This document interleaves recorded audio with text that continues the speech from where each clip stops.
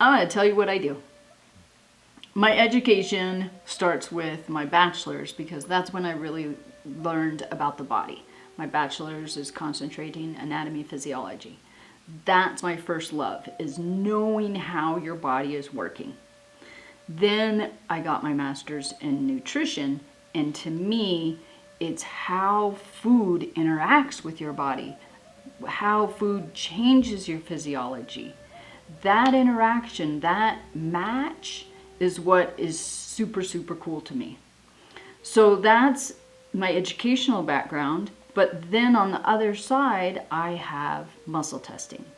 It is not applied kinesiology, which looks like the arm being pressed down, and that's something that chiropractors learned in the early 60s. I didn't learn that.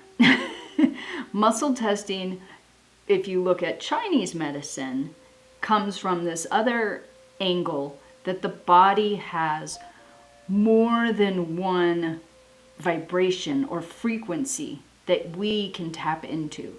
Anybody can tap into. It's not magic. It's something I'm very good at because I've done it for over 30 years. What it looks like is just me holding my fingers and pushing them apart.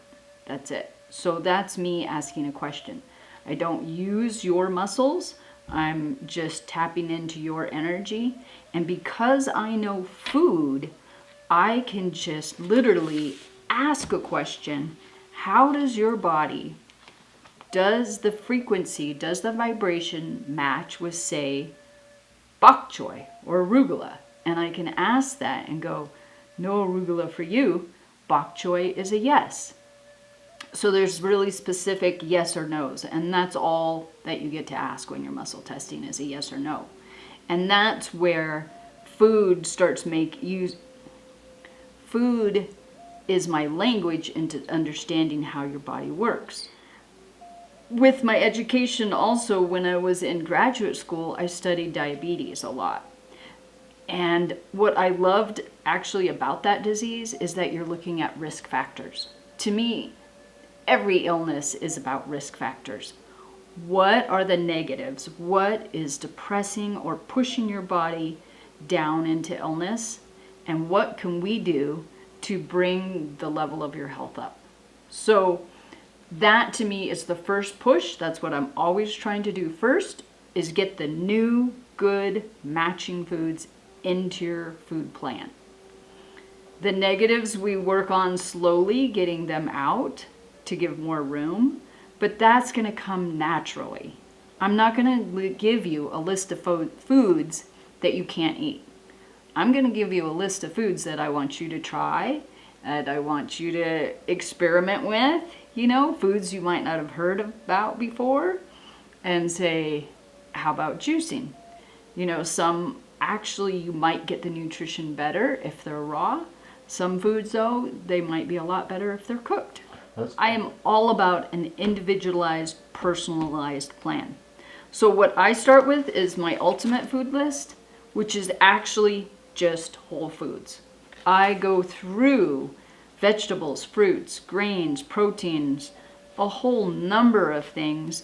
And if in the end your list looks paleo, I go, oh, guess what? You can go to a restaurant and say, I'm paleo, and you will probably get a pretty good meal made for you. But that doesn't mean I'm came in here and said, you know what? You really should go on a paleo diet. Here's your paleo diet. To me, we'll see if that pans out. But what I would like to say is, guess what? Your body is paleo inspired. That's the direction you might want to lean. I really think that the physiological part, the mental part too, is really important, and how food interacts with the nervous system, not just moving and thinking, and thinking. So how you move in your life, what does your day look like, when do you need your energy, what for, is it exercise, is it sitting and looking at a computer and thinking? These are the things that the food is going to address. To me, it's just amazing. You can make better choices, your cravings, what your body is asking for. will actually match what you're doing. Because a lot of times, cravings aren't about what you actually need. It's kind of this looking at the symptom and not the problem. If we get the foods that are hitting the target and working on the problem, you won't have to deal with those symptoms.